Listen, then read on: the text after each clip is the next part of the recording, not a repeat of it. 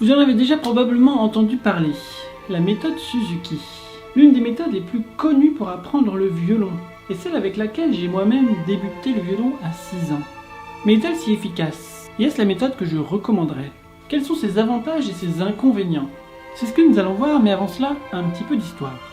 La méthode Suzuki a été créée au Japon au lendemain de la Seconde Guerre mondiale par Shinichi Suzuki. Son père violoniste et luthier est le fondateur de la première usine de violon du Japon qui emploie rapidement plus de 1000 ouvriers.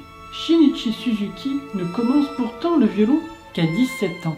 En 1930, après ses études en Allemagne, il retourne au Japon et devient directeur de la Teikoku Music School et le chef de l'orchestre des cordes de Tokyo. Il fonde le quatuor Suzuki avec 3 de ses frères, famille nombreuse.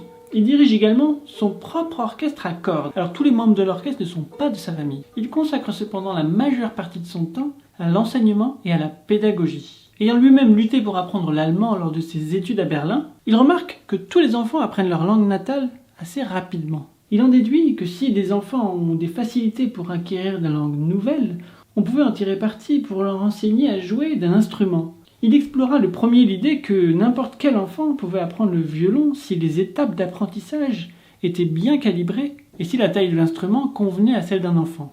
Et coup de chance, son père fabrique des violons. Il élabore donc sa méthode qu'il baptise en japonais Sei-no Kyoku. Pour les puristes, veuillez excuser mon japonais. En 1950, il fonde son école Matsumoto où il applique sa méthode d'enseignement pour enseigner le violon.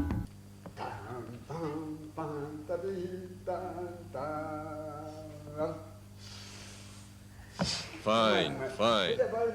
Now let's try it with the Au cours des violin. années suivantes, sa méthode est adoptée pour l'enseignement d'autres instruments. Il fait des tournées aux États-Unis et en Europe, où il donne des conférences et démontre ses théories. Il disait « Je veux faire de bons citoyens. Si depuis sa naissance, un enfant entend de la belle musique et apprend à la jouer lui-même, il acquiert de la sensibilité, de la discipline et de l'endurance. » Son ambition n'a jamais été de former des enfants prodiges, mais de rendre sa méthode accessible à tous. The people of every race are, first of all, human beings. The people of the world should all hold this same respect for life and strive to help each other. Plus que simplement créer une école de musique, il veut impacter les prochaines générations de citoyens pour reconstruire le Japon au lendemain de la Seconde Guerre mondiale. Cela fait un peu penser à la marque Sony qui avait pour vocation la grandeur de son pays. Clairement, la défaite d'Hiroshima et de Nagasaki a traumatisé ce pays qui essaye tant bien que mal de se relever. C'est une belle démarche humanitaire que de vouloir tirer son pays vers le haut. Mais quels sont les avantages et les inconvénients de cette méthode si populaire? La méthode Suzuki pousse à commencer par la pratique, à l'image d'un enfant qui apprend à parler avant de savoir lire et écrire. Pour moi, c'est plus logique que d'apprendre la grammaire, dans notre cas le solfège, avant d'apprendre à parler. C'est pourtant ce qu'on essaie de faire en France avec l'apprentissage des langues, et probablement la raison pour laquelle les Français ne sont pas les meilleurs pour apprendre de nouvelles langues. I would liking to be. Donc on a fait un cours entier sur will et would il y a un mois, tu te souviens? Au conservatoire, les élèves commencent également par la théorie avant de passer à la pratique, ce qui en refroidit plus d'un. La méthode Suzuki utilise également des compositeurs célèbres aux belles mélodies.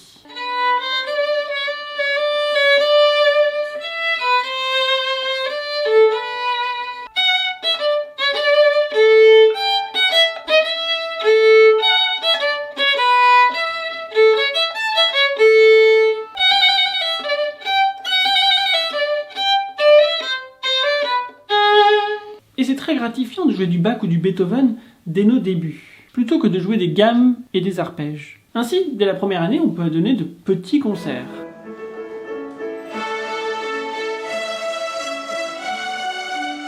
Et c'est très stimulant de préparer un concert et pas seulement un prochain cours de violon. En tout cas, c'est probablement ce qui m'a poussé à continuer. La méthode Suzuki a également des niveaux distincts, allant du 1er au 10e cahier. Cela donne à l'élève des repères qui sont si importants pour son développement. D'ailleurs, c'est la question qui revient sans cesse entre les enfants qui apprennent cette méthode. T'en es à quel cahier? Et la fierté de pouvoir passer au cahier supérieur qui les pousse à travailler davantage. Suzuki voulait créer cette compétition entre les enfants, car elle est stimulante pour eux, qui ont besoin de se comparer aux autres pour savoir où ils en sont et pour trouver la motivation. Alors c'est assez novateur et intéressant tout ça, mais clairement il n'y a pas que des avantages. Avec cette méthode, on néglige le déchiffrage car on apprend à l'oreille. Alors on forme bien notre oreille, mais en contrepartie, on n'apprend pas à lire une partition et on a du mal à déchiffrer une mélodie qu'on ne connaît pas déjà à l'oreille. Ayant moi-même commencé avec cette méthode, la première fois que j'ai joué en orchestre, quand j'ai intégré le conservatoire, j'ai été limite obligé d'apprendre mes partitions par cœur, étant incapable de déchiffrer. C'est un si ou un do, ça? Ensuite, l'esprit de groupe sur lequel repose cette méthode se fait au détriment de nos qualités artistiques individuelles. Ainsi, on apprend à suivre le groupe plus qu'à devenir un leader. Ça m'a également causé du tort lorsque je suis devenu chef d'attaque au violon solo de l'orchestre. Je propose qu'on répartisse les tâches. Moi, je salue le public et toi, tu donnes les départs. Et même si j'avais bien travaillé mes partitions, je n'avais vraiment pas l'habitude de diriger. Sans parler de la qualité souvent douteuse des enregistrements sur lesquels repose l'apprentissage. Le CD qui vient avec la partition. Disons que c'est pas très musical ni très inspirant comme enregistrement. Tout est propre, mais on a l'impression que c'est un robot qui est en train de jouer. Et quand bien même ce serait l'enregistrement du siècle, c'est toujours intéressant de comparer différentes versions, différentes interprétations, plutôt que de se fier à une seule. Ainsi, on gagne en individualité parce qu'on peut se faire son propre jugement. Et ensuite, on essaye de s'affranchir de tous ces enregistrements pour réussir à comprendre ce que l'auteur voulait dire, parce qu'il n'a pas besoin d'un enregistrement pour comprendre ce que l'auteur a voulu nous dire à travers son texte. Et c'est là la plus grosse limite de cette méthode Suzuki, c'est qu'on nous pousse à se fier aux enregistrements et donc à ce que quelqu'un pense du texte plutôt que ce que nous, on pense du texte. Le moins on a de barrière entre ce que le compositeur veut et ce que nous on pense, et mieux ce sera. Et donc le plus gros danger, c'est de devenir dépendant des enregistrements. Et c'est là la plus grosse limite de cette méthode, parce que ça crée beaucoup de barrières entre le compositeur et nous. Et on veut faire en sorte d'avoir le contact le plus direct, même si le compositeur est mort depuis 300 ans, de réussir à voir ce qu'il voulait, et réussir à comprendre avec seulement ce qu'il a écrit, et en connaissant également ses autres œuvres, c'est là qu'on commence à rentrer dans un travail beaucoup plus intéressant. Parce que comment jouer le concerto de Beethoven si on ne connaît pas les symphonies de Beethoven? Et comment jouer les sonates et partitas de Bach si on ne connaît pas ce qu'il a composé pour le chant? Je dirais donc pour conclure que cette méthode est intéressante pour commencer le violon, car elle nous pousse à aller vers la pratique avant la théorie, mais rapidement, il faut réussir à s'en affranchir. Je suis convaincu que la pratique vient avant la théorie. D'abord on expérimente et ensuite on comprend. De même qu'on apprend à prononcer un mot avant de savoir le lire, l'écrire ou le placer dans une phrase. Ensuite, il faut vraiment comprendre ce que nous faisons et pourquoi nous le faisons, pour être capable de le maintenir. Simplement ressentir les choses sans rien comprendre nous fragilise.